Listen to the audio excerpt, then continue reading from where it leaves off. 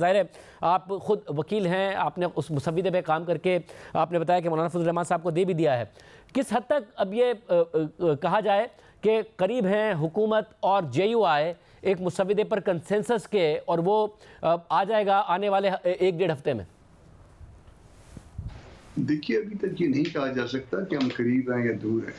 कल या परसों तक मौलाना शायद इसको शेयर कर लें दोस्तों के साथ सब, और स्पेशली हम दूसरी पार्टियों के साथ शेयर करने के साथ साथ इंटेलेक्चुअल इनपुट के लिए भी शेयर करना चाहते हैं, वकला के साथ शेयर करना चाहते हैं, आपके साथ शेयर करना चाहते हैं, ताकि इसमें अगर कोई हमारी गलतियाँ हैं तो वो निकाली जा सके और उसको दुरुस्त किया जा सके।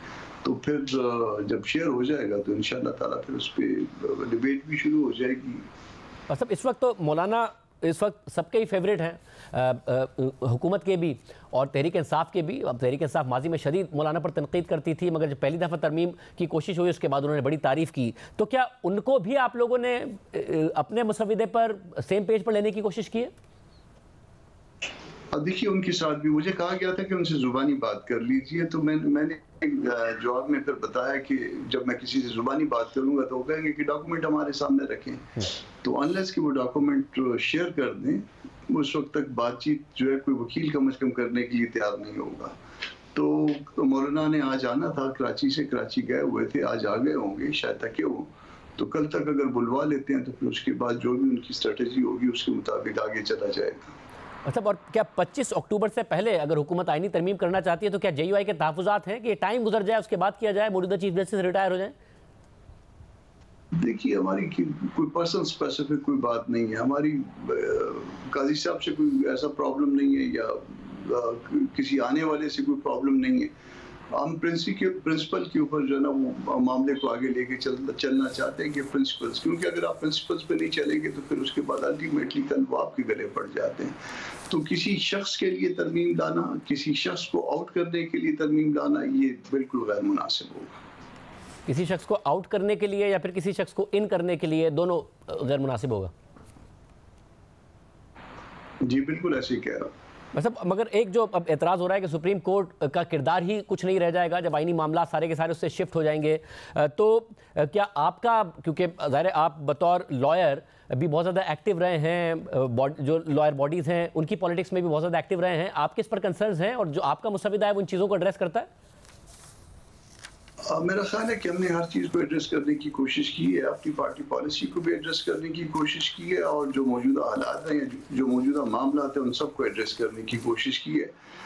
मद्देनज़र हमारे वो मसौदा था जो नून लीग ने इनिशियली शेयर किया था, तो आप उसको समझ लीजिए कि उसका एक तरह से हमने उसको रिस्पॉन्ड करने की कोशिश की है। पीपल्स पार्टी के मसौदे को भी हमने सामने रखा है, तो कल तक या एट द मोस्ट उससे अगले दिन तक वेट कर लीजिए। मौलाना शेयर करने का कहते हैं तो फिर उसके बाद आसान हो जाएगा हमारे लिए। बस आई अंडरस्टैंड कि जो आपके अपना मुसव्विदा है आप उसको नहीं शेयर करना चाह रहे, बट जो हुकूमत का मुसव्विदा था उसमें से कहा जा सकता है कि आईनी अदालत को सियासी जमात पर पाबंदी लगाने का इख्तियार, जुडिशल कमीशन का सरबराह आईनी अदालत के चीफ जस्टिस को बनाने और कमीशन में आईनी अदालत के जजेस शामिल करने, आईनी अदालत का पहला चीफ जस्टिस सदर और वज़ीर आज़म की जानिब से मुकर्रर करने, ये जो तरामीम पेश की गई थी इनको आपने कम अज़ कम मुस्तरद किया है?